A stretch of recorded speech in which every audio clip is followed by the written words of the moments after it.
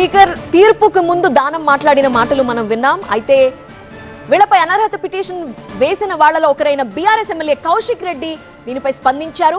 Speaker తీర్పుపై ఆయన మాట్లాడారు. ఇది దుర్మార్గమైన నిర్ణయం అన్నారు పాడి కౌశిక్ రెడ్డి. పార్టీ మారినట్టు ఆధారాలు కనిపిస్తున్నా అనర్హత పిటిషన్లని కొట్టివేశారని అన్నారు. పార్టీ మారకపోతే వాళ్ళంతా బీఆర్ఎస్ భవన్ కి రావాలి. పార్టీ మారిన వాళ్ళని విడిచిపెట్టేదే లేదు. మళ్లీ సుప్రీంకోర్టుకు వెళతామన్నారు కౌశిక్ రెడ్డి. అనర్హత పిటిషన్ వేయడానికి తనకు హక్కు ఉంది అని కౌశిక్ రెడ్డి స్పష్టం చేశారు. మరింత సమాచారం అందించడానికి మా ప్రతినిధి ప్రభాకర్ లైవ్ లో జాయిన్ అవుతున్నారు. ప్రభాకర్, 10 మంది ఎమ్మెల్యేల పార్టీ ఫిరాయింపుల కేసు ఇక ముగిసినట్టేనా? మరి రేపటి సుప్రీంకోర్టు విచారణ ఏ విధంగా ఉండబోతోంది? వీళ్ళందరికీ క్లీన్ చిట్లు వచ్చేసాయి, కానీ పార్టీ మారినట్టుగా ఆధారాలు ఉన్నాయి కదా అంటున్నారు బీఆర్ఎస్ ఎమ్మెల్యే. టెక్నికల్ అంశాలనే స్పీకర్ పరిగణలోకి తీసుకున్నట్టుగా మనం చూడొచ్చు. ఇప్పుడు దానం నాగేందర్ బయట విన్న తర్వాత దాన్ని వాళ్ళు కూడా ఎంత కాన్ఫిడెంట్గా ఏ అంశాల మీద ఏ అంశాలను స్పీకర్ పరిగణలోకి తీసుకునే దానిపైన క్లారిటీగా ఉన్నారో మనకు అర్థమైంది. మెంబర్షిప్ నేను ఎక్కడా వదులుకోలేదు, బీఆర్ఎస్ మెంబర్షిప్ నేను వదులుకోలేదు, అట్లాగే కాంగ్రెస్ మెంబర్షిప్ తీసుకోలేదు.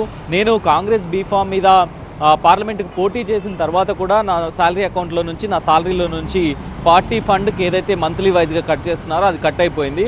సో ఇవన్నీ కూడా నేను బీఆర్ఎస్ పార్టీలో ఉన్నదానికి నేను ప్రూవ్ చేసుకోగలిగాను అనేది అయితే దానం నాగేందర్ చెప్తున్నారు. మిగతా 8 మంది ఎమ్మెల్యేలు సెప్టెంబర్ 29, 2025 నాడు ఈ విచారణ మొదలైంది సుప్రీంకోర్టు ఆదేశాల మేరకు. సో అప్పటి నుంచి ఇప్పటి వరకు 10 మంది ఎమ్మెల్యేలు హాజరయ్యారు. దాంట్లో 8 మంది ఎమ్మెల్యేలు ప్రత్యక్షంగా విచారణకు హాజరయ్యారు. ఒక ఎమ్మెల్యే పోచారం శ్రీనివాస్ రెడ్డి జూన్ ద్వారా విచారణకు హాజరయ్యారు. దానం నాగేందర్ అడ్వకేట్లతో విచారణకు హాజరయ్యారు.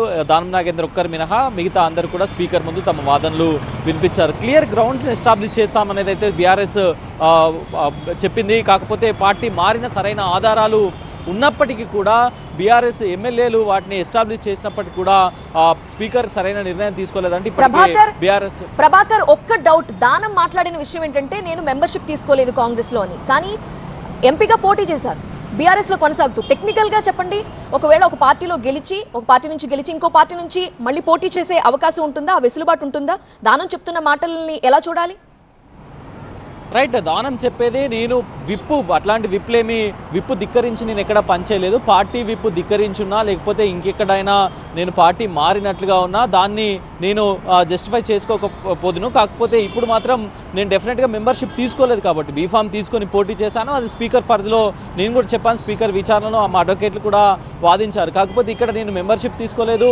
అసలు ఈ వేసిన ఎమ్మెల్యేలు కూడా వాళ్ళ ఇండివిజువల్గా వేసారా లేకపోతే పార్టీ పరంగా వేసారా, వీళ్ళెవరు వేయడానికి అనేది దానం క్వశ్చన్ చేశారు. సో ఈ పాయింట్స్ను కూడా దానం ఎస్టాబ్లిష్ చేశాము అనేదైతే స్పీకర్ ముందు ఎస్టాబ్లిష్ చేశామని చెప్తున్నారు. ఇక 2 పాయింట్లను ప్రధానంగా ఆయన ప్రస్తావిస్తున్నారు. ఒకటి, మెంబర్షిప్ తీసుకోలేదు.